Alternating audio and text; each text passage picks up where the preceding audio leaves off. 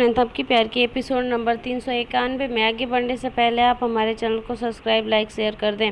इधर ध्रुव जो है वो आके कहता है कि मेरे टिकट्स गुम हो जाते हैं। तभी तबकी लेके दूसरा टिकट आती है, कहती है मुझे पता था कहीं गुम हो जाए तो मैं दूसरा टिकट लाई हूँ। तभी ध्रुव जो होता है वो उसे फाड़ देता है। इधर श्रद्धा कहती है अपने तो बहुत अच्छा बनने की कोशिश कर रहा है, फिर इसने टिकट क्यों फाड़ दी, इसका तो कोई भरोसा ही नहीं है। तभी प्रीति भाभी कहती है अरे ध्रुव देवर जी, आपने टिकट क्यों फाड़ा। तभी वो कहता है कि मुझे भगवान की मर्ज़ी पता है कि भगवान चाहते हैं कि मैं ना जाऊं, क्योंकि अगर भगवान को जैसे मुझे जाना होता तो भगवान मेरे टिकट ही क्यों गुम करते। इसीलिए भगवान की मर्ज़ी है कि मैं कहीं ना जाऊं, इसीलिए मैंने ये टिकट फाड़ दी है। तभी जो ध्रुव है वो श्रद्धा से कहता है तो श्रद्धा कहती है हाँ हाँ। फिर ध्रुव जो है वो दादी माँ से पूछता है दादी माँ मैंने ठीक किया ना, टिकट फाड़ दिए क्योंकि मैं ना जाऊँ तो ठीक है ना। तभी दादी माँ कहती है हाँ ध्रुव बेटा तुमने बहुत बढ़िया किया, तुम ना जाओ तो सही है। तभी जो ध्रुव है वो जा रहा होता है, वहीं थपकी घेर लेती है उसे, कहती है कि ये क्या नाटक है, आखिर में आपने अपनी असलियत दिखाई दिया ना, आप कभी नहीं सुधरेंगे। तभी वो कहता है कि जो ध्रुव होता है वो कहता है कि थपकी क्यों मुझ पर हमेशा शक करती रहती हूँ, मैं बदल चुका हूँ। अगर तुमको विश्वास ना है तो मैं इसीलिए नहीं जाना चाहता हूँ क्योंकि मैं बिहान के साथ नाइंसाफ़ी नहीं करना चाहता और मैं बिहान की शादी में रहना चाहता हूँ। उसके बाद मैं मतलब चला जाऊँगा हनीमून पे। तभी वो कहती है कि अच्छा ये बात है तो ठीक है, आप हमारी ये रस्म पूरी हो जाएगी, उसके बाद आप अपनी असलियत खुद बिहान को बताएंगे, वरना मैं जाके उसे आज ही आपकी सारी असलियत बता दूँगी। तभी जो ध्रुव होता है वो कहता है ठीक है तब कि तुमको यही मंजूर है तो मैं ठीक है मैं करूँगा, और जैसे ही तुम्हारी ये रस्म पूरी हो जाएगी मैं तुम्हें बिहान को मैं अपनी सच्चाई ज़रूर जाके बता दूंगा।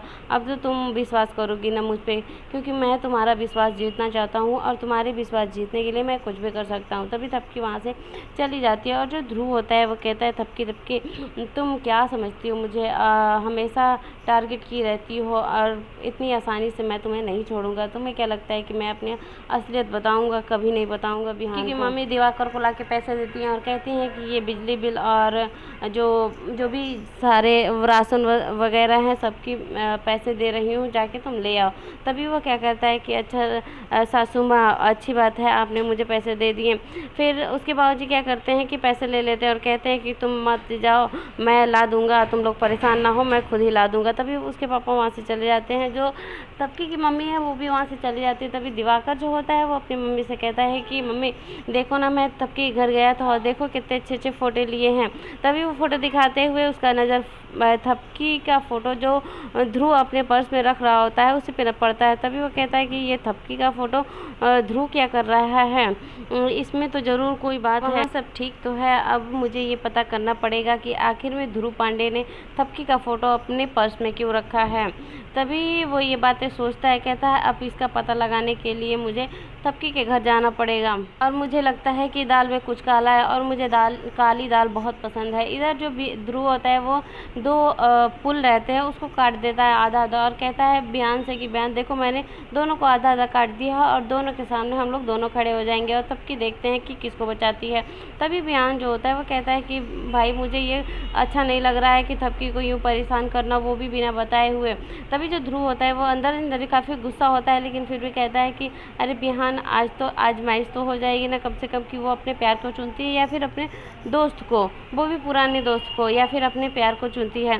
तभी जो बिहान होता है वो कहता है कि नहीं भाई ये सब नहीं करते हैं, चलो घर चलते हैं। तभी जो ध्रुव होता है वो कहता है कि अच्छा ठीक है घर चलते हैं, लेकिन ये सब चीज़ें बताएंगे नहीं और तुम भी मतलब थपकी को कोई चीज़ बताना नहीं और चलो चलते हैं।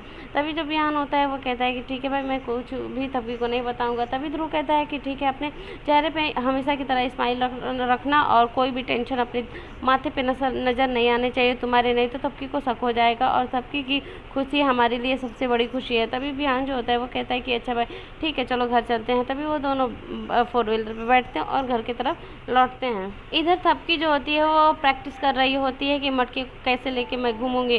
तभी वो प्रैक्टिस करते करते उसका पैर मतलब थोड़ा सा लटपटा जाता है और गिरने हो जाती है। तभी जो बिहान होता है वो उसे आके बचा लेता है और ये दोनों फिर एक दूसरे को देखने लगते हैं। फिर जो प्रीति भाभी और सुमन भाभी होती हैं थपकी के माथे पर से मटके हटा लेती हैं। फिर ये दोनों एक दूसरे को देखते हैं। तभी थपकी जो प्रीति भाभी और सुमन भाभी होती हैं वो कहती हैं, अरे एक दूसरे को आप लोग निहारेंगे ही या फिर और प्रैक्टिस करना है थपकी। तभी जो थपकी होती है वो कहती है कि बिहान मेरे साथ है तो मैं हर मुश्किल को मतलब सामना कर सकती हूँ। तभी बिहान कहता है कि थपकी आज तुम मुझे ही चुनना अपने प्यार को। तभी इधर ध्रुव जो होता है वो कहता है, बिहान तुम परेशान ना हो, तुम्हें नहीं बल्कि अब मुझे थपकी चुनेगी, यानी कि अपने दोस्ती को चुनेगी। तभी जो ध्रुव होता है वो एक मतलब सामान मंगाया रहता है जो कि मटका होता है, वो उसे जाता है देखने के लिए और कहता है कि थपकी तुम उस मटके को तो मतलब जो करना है करोगी, लेकिन इस मटके के साथ भी तुम रस्म अपना करोगी। इधर थपकी की मम्मी खाना बना रही होती हैं। तभी वहाँ दिवाकर आता है। कहता है कि सासू माँ आइए, मैं आपका हेल्प कर देता हूँ। तभी वो कहती है कि क्या बात है, आज तुम्हारे मतलब इतना रहम कहाँ से आ गया। तभी वो कहता है, अरे सासू माँ हमेशा आप मेरे पे शक क्यों करती हैं, लाइए मैं आपका हेल्प कर देता हूँ। फिर वो कहता है कि अरे सासू माँ, थपकी के घर पे सब कुछ सही तो है, थपकी को और बिहान का जो रिश्ता है वो सब सही तो है। तभी वो कहते हैं कि हाँ सब कुछ सही है।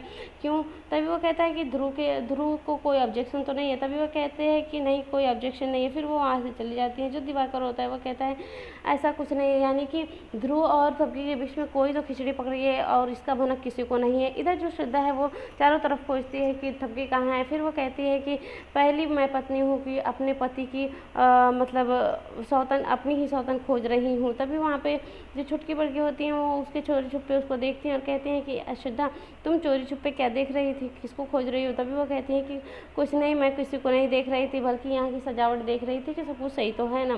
तभी उनका नज़र उसके ब्लूटूथ पे जाता है और कहती है कि तुम ब्लूटूथ क्यों लगाई हो। तभी वो कहती है कि मैं मोबाइल यूज़ नहीं करना चाहती हूँ और उस मोबाइल से मैं परेशान हो चुकी, इसीलिए मैं ब्लूटूथ यूज़ कर रही हूँ। इससे आप लोगों को ऑब्जेक्शन है क्या? इससे भी आप लोग को ऑब्जेक्शन है।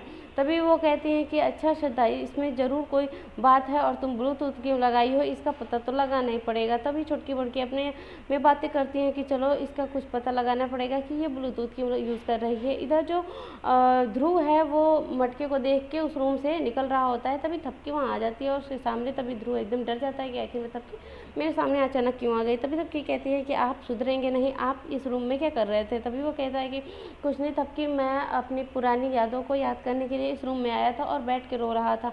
अब तुम मुझे रोने से भी नहीं मना कर सकती, क्योंकि मैं क्या कर रहा हूँ इससे मना कर सकती हूँ, लेकिन मैं अपनी भावनाओं को व्यक्त कर सकता हूँ अकेले में बैठ के। क्या इससे भी तुम्हें ऑब्जेक्शन है?